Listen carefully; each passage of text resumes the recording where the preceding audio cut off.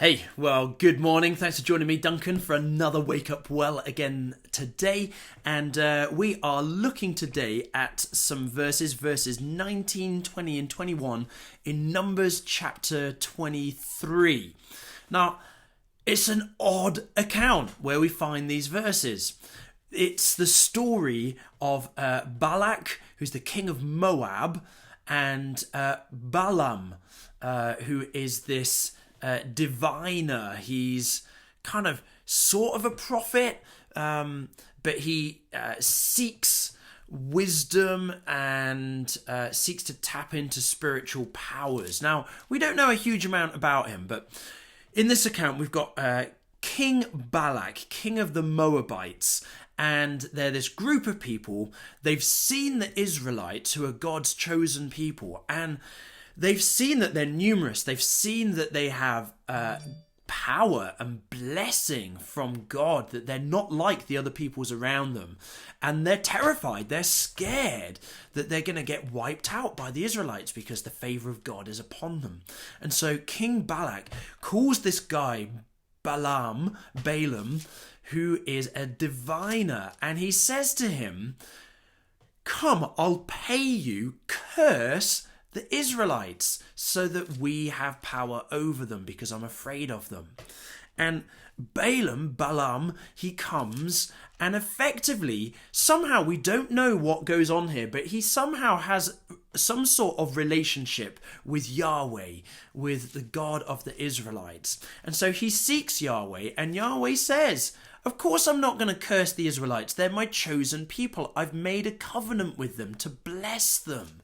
So all you can do is continue to speak blessing over them." Now, of course, that doesn't go down well with King Balak. So he sends even more money to Balaam and says, "Come on, mate." Now, Balaam, he's a shifty character.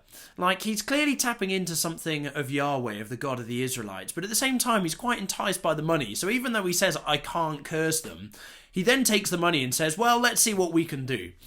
So he gets out to the people of Israel, and the first time he gets there, he then speaks this blessing over them. Now, King Balak gets furious.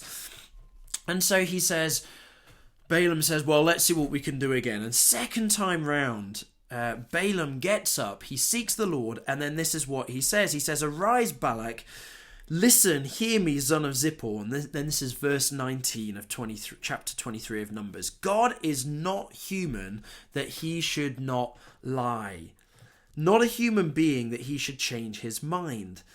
Does he speak and then not act? Does he promise and not fulfill? I have received a command to bless. He has blessed and I cannot change it. No misfortune is seen in Jacob, no misery observed in Israel. The Lord their God is with them. The shout of the king is among them." Friends, this is incredibly good news for you and me. As followers of Jesus, we get to be brought into the family of Abraham. God made a covenant with Abraham 4,000 years ago. And he said, "I am going to bless you, Abraham, and your descendants, and you will be a blessing to the nations." And you might be thinking, well, that's great for him. What about us? But as followers of Jesus, we're reminded, aren't we, that Jesus actually welcomes us in to the family of Abraham, that we get to enter into that covenant. And so in the same way that God blessed Abraham to be a blessing, we as Jesus followers, the children of Abraham, in other words, we get to enter into that promise. God has said he will bless us so that we can be a blessing to those around us. So friends, here's the good news. No matter what situation you find yourself in, no matter what opposition comes against you, no matter the words that people speak against you, the curses that they may bring, remember this: God is for his people. He is not a human that he should lie. He's not a human being that he changes his mind. When God speaks, he acts. When God promises, he fulfills it. Friends, if you know that God has given you a promise, he will accomplish it. He will do it.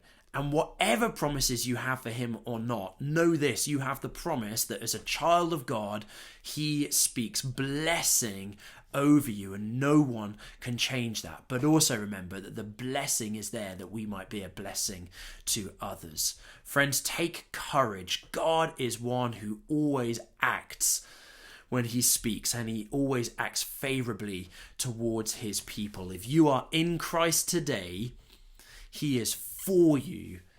It doesn't always mean that everything will work out as we anticipate, but as we're told in Romans, and Paul reminds us, God works all things together for the good of those who love him. So if you find yourself in a situation today that's difficult or hard, or people are coming against you, or you are finding yourself coming up against opposition, know this, God always acts and he brings his promises to fruition.